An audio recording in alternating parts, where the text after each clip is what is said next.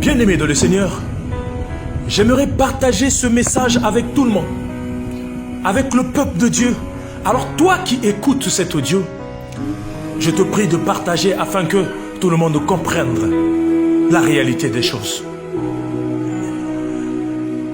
Il y a deux créatures de Dieu que Dieu a appelées, et ces créatures sont appelées des enfants de Dieu.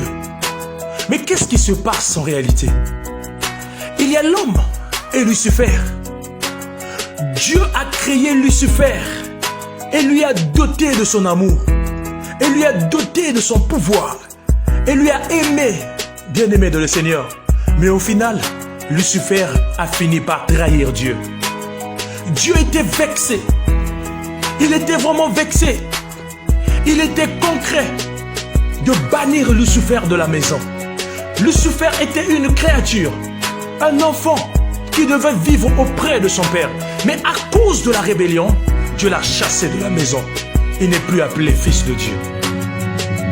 Cela en est de même avec l'homme. Dans le jardin d'Éden, Dieu a créé l'homme. Dans le jardin d'Éden, Dieu a créé l'homme à son image. Dieu a créé l'homme pour que l'homme puisse dominer sur toute sa créature. Dieu a doté tout à l'homme.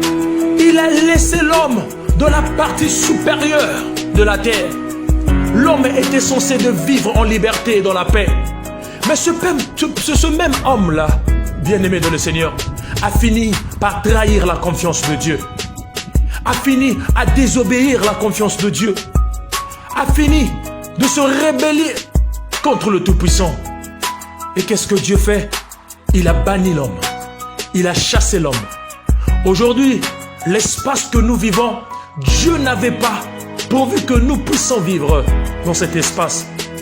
Là où nous sommes, en présence des pandémies, en présence des épidémies, en présence des maladies, à cause de notre désobéissance.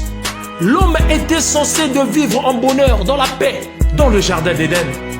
Mais l'homme a été chassé du jardin d'Éden à cause de sa rébellion. De la même manière que Lucifer s'est rébellé contre Dieu, c'est de la même manière que l'homme aussi s'est rébellé contre Dieu. Dieu a envoyé l'homme à l'esclavage.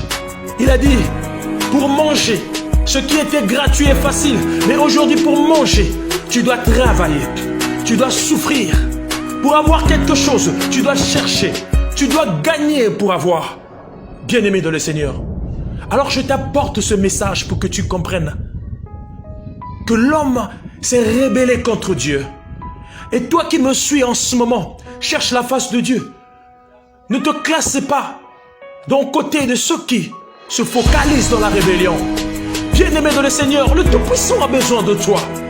Ne te focalise pas dans la partie des rébellions.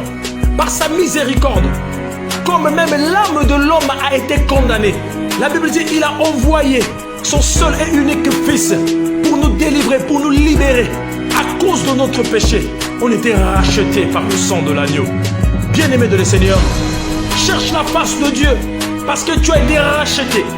Ne te plonge pas aux côtés de Lucifer. Ne te plonge pas aux côtés du diable, mais plonge-toi aux côtés du Tout-Puissant Créateur du ciel et de la terre et tu trouveras la vie. Que ce message te touche, que ce message te pousse à abandonner le péché. Le péché, c'est quelque chose qui nous pousse à la rébellion. Le Dieu qui nous a créés pour le prier, pour l'adorer. Beaucoup aujourd'hui vont auprès des marabouts, des francs-maçons pour chercher la richesse, le bonheur, les choses qui tiennent vanité. L'évangéliste Giscard Dunga Essou, 06 616 84 32. Que Dieu vous bénisse.